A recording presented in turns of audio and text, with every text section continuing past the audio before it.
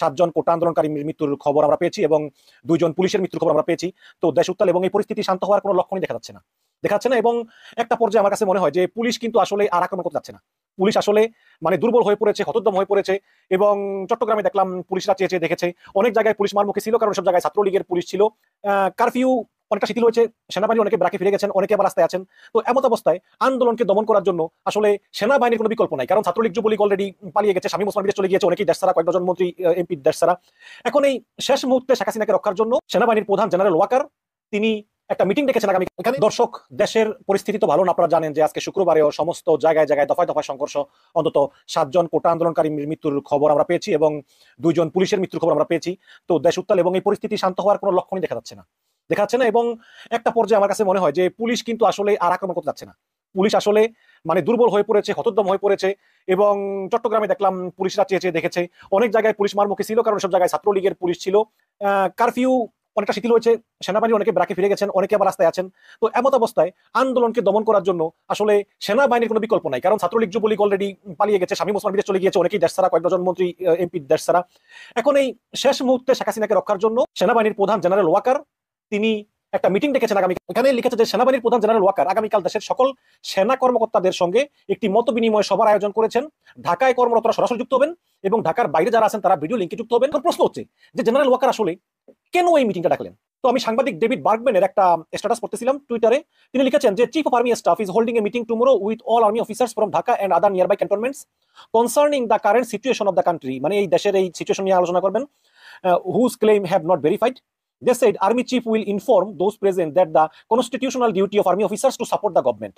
মানে এই সেনাবাহিনীর প্রধান তিনি আগামীকালকে সেনাবাহিনীর সদস্যদের উদ্দেশ্যে বলবেন যে সেনাবাহিনীর সাংবিধানিক দায়িত্বই হচ্ছে দেশের প্রধানমন্ত্রীকে রক্ষা করা, সরকারকে রক্ষা করা।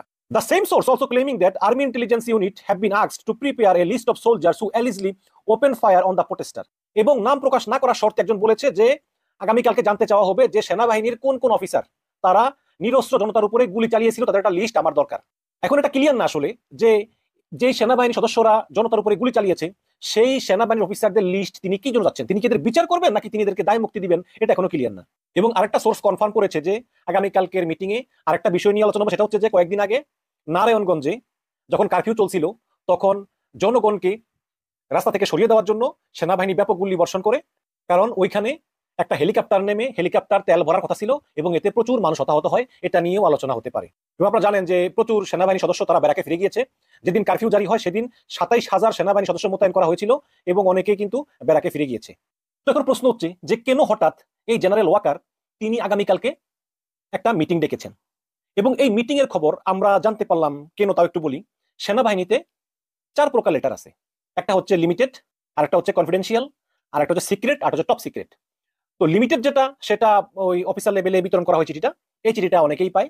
আরেকটা হচ্ছে কনফিডেন্সিয়াল, আরেকটা হচ্ছে সিক্রেট, আরেকটা হচ্ছে টপ সিক্রেট। টপ সিক্রেট লেটারটা শুধুমাত্র প্রধানমন্ত্রী থেকে শুরু করে সেনাবাহিনীর প্রধান, বিমান বাহিনীর প্রধান, নৌবাহিনীর প্রধান, তারপরে বিজিবি প্রধান, এরা সাধারণত পেয়ে থাকে, নিরাপত্তা উপদেষ্টা এরা সাধারণত পেয়ে থাকে। তো এতে বোঝাই যায় যে এই লেটারটা কিন্তু টপ সিক্রেট লেটার না, এটা হয়তো কনফিডেন্সিয়াল হতে পারে। এই কারণেই এই লেটারটা লিক হয়েছে যে আগামীকালকে একটা সভা ডেকেছে। প্রশ্ন হচ্ছে যে কেন এই সভাটা ডেকেছে।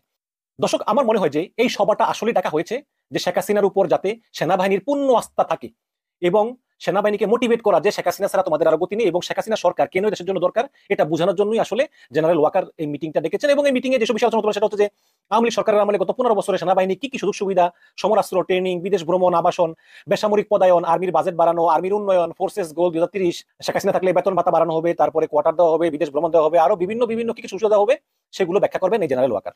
এমনকি আর্মির মেসে আগে ভাত দেওয়া হতো না, এখন দুপুরে প্রচুর ভাত খাইতে পারো তোমরা, এটা বলা হবে।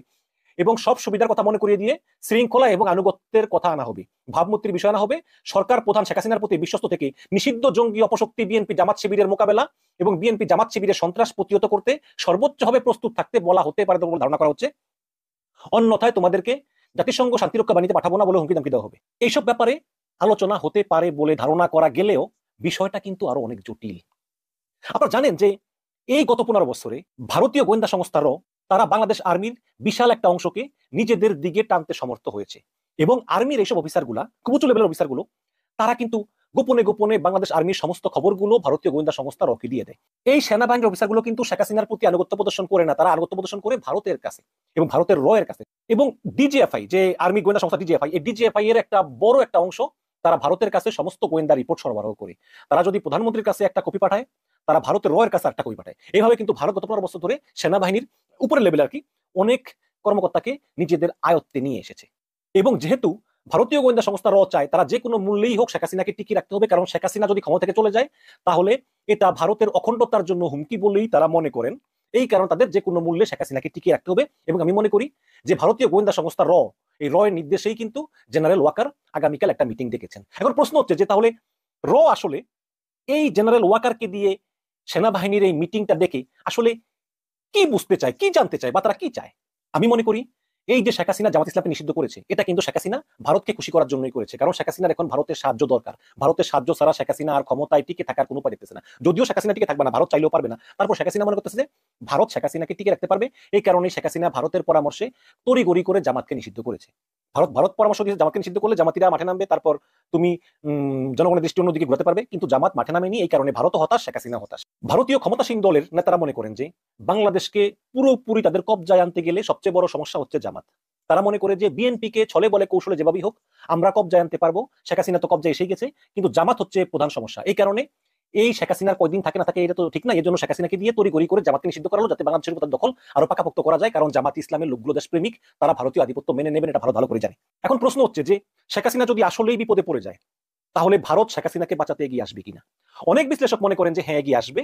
এমনকি শেখ হাসিনাকে রক্ষার জন্য যদি সেনাবাহিনী পাঠাতেও হয় এবং টুকটাক যুদ্ধ করতে হয় তাহলেও ভারত এগিয়ে আসতে প্রস্তুত। এবং ভারত এগিয়ে আসার আগে আসলে বাংলাদেশ সেনাবাহিনীর ক্ষমতা কতটুকু, সেনাবাহিনীর বিভিন্ন লেভেলের অফিসাররা কি ভাবতেছে, এই সব দিকগুলো শিওর হওয়ার জন্যই কিন্তু আগামীকালকে জেনারেল ওয়াকারকে দিয়ে এই মিটিংটার আয়োজন করিয়েছে। এখন ভারতীয় গোয়েন্দা সংস্থারাও চিন্তা করতেছে যে বাংলাদেশে এই যে ছাত্রদের বিক্ষোভ, এই বিক্ষোভের পরিণতি আসলে সম্ভাব্য পরিণতি কি হতে পারে।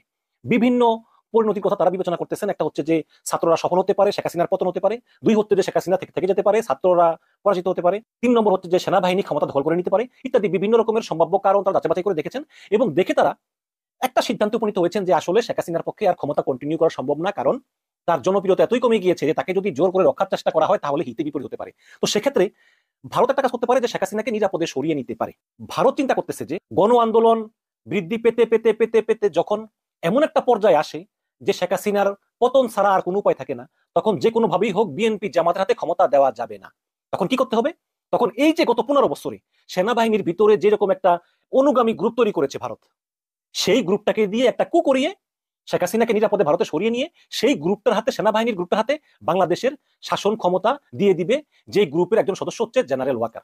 এখন প্রশ্ন হচ্ছে যে সেনাবাহিনীর প্রধান জেনারেল ওয়াকার যদি ভারতের অনুগত হয় তাহলে ভারতের চিন্তা কি? তাহলে তো জেনারেল ওয়াকারকে দিয়ে যে কোনো মুহূর্তে কু করে নিতে পারে। কু করিয়ে নিলে ছাত্ররাও শান্ত হবে, শিক্ষার্থীদের আন্দোলনও কমে যাবে বা বন্ধ হবে, এবং শেখ হাসিনা নিরাপদে ভারত চলে যাবে। কিন্তু সমস্যা এখানেও আছে। সেটা হচ্ছে কি, এই যে